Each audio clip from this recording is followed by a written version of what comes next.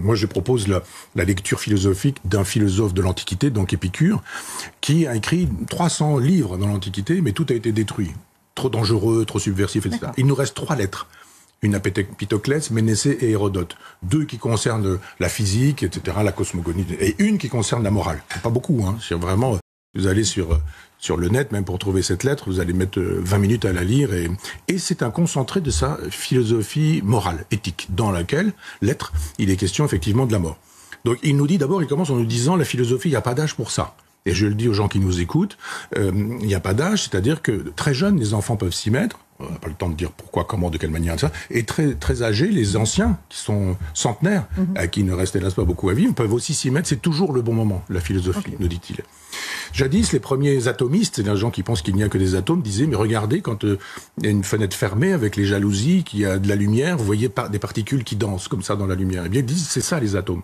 Au sens grec du terme, c'est ce qui ne se coupe plus. Donc, tout est agencement de particules.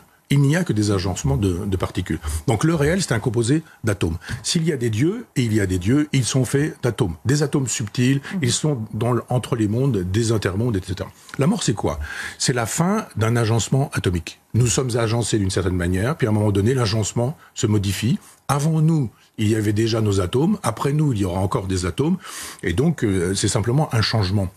Le temps n'existe pas pour les épicuriens. Ils nous disent qu'il n'y a que du présent. Si vous parlez du passé, c'est parce que vous le présentifiez. Si vous parlez du futur, c'est parce que vous le présentifiez. Donc, il n'y a que de l'instant.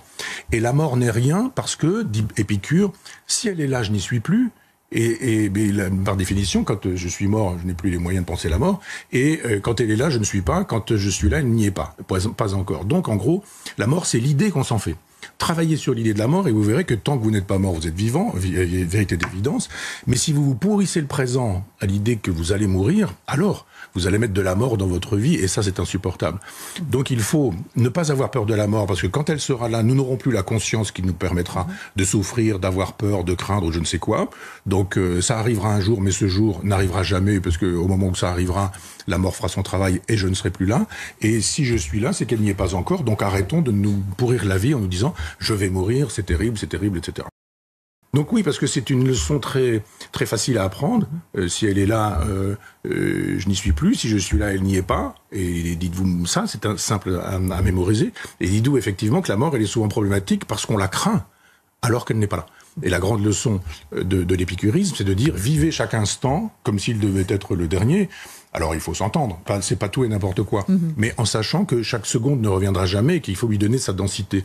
Mais la mort s'apprivoise de cette manière-là, et pratiquement tous les philosophes de l'Antiquité nous l'ont dit. D'autres disaient le monde revient éternellement, tous les philosophes de l'Antiquité le pensaient, hein, et l'éternel retour, ce sera l'éternel retour de notre vie. Et d'une certaine manière, une ouverture sur aujourd'hui, tous les physiciens, tous les astrophysiciens d'aujourd'hui, la physique quantique, disent qu'il y a des mondes, la pluralité des mondes, la pluralité des univers. C'est ce que disaient les épicuriens. Il y a des univers multiples, différents, et à la charnière des univers, il y a des dieux qui, eux, sont des modèles de bonheur et de sérénité. Et le Dieu, c'est pas quelqu'un qui dit « je m'occupe de ta vie, je vais te punir, etc. » C'est quelqu'un qui se moque des humains et qui donne un modèle en disant « tâchez de vouloir la sérénité, le bonheur, c'est ici et maintenant. » Et la mort, finalement, ça n'arrivera jamais parce que le jour où ça arrive, ça se passe très vite et on ne doit pas passer sa vie à mourir de son vivant.